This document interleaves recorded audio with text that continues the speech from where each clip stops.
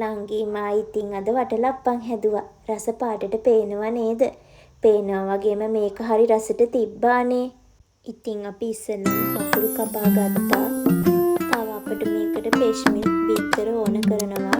ඊට පස්සේ අපි චාත්‍යයක් ලිපේ තියාගෙන සීනි හොඳින් රන්වන් පාට වෙනකන් උණු කරගන්න ඕනේ.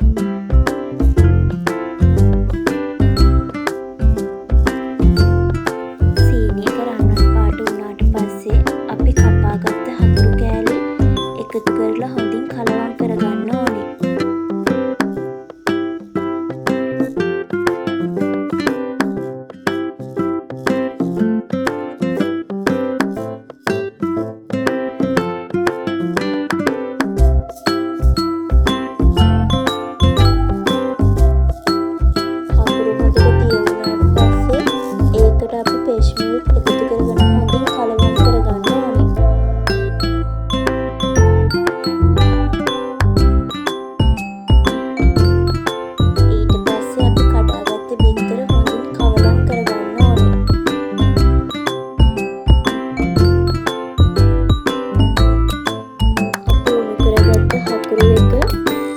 එකට දාලා ආයමත් හොඳින් කවලම් කරගන්න ඕනේ.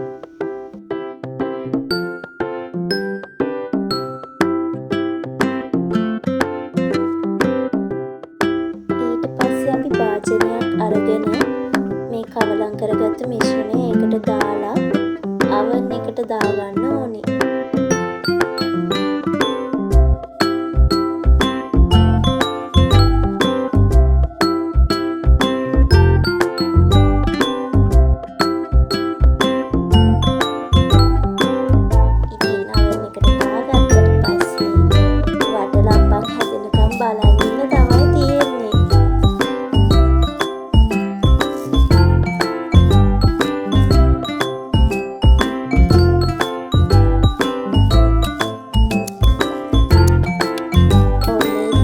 වටලප්පම් වල ෆයිනල් ලුක් එක මෙහෙම තමයි ආවේ.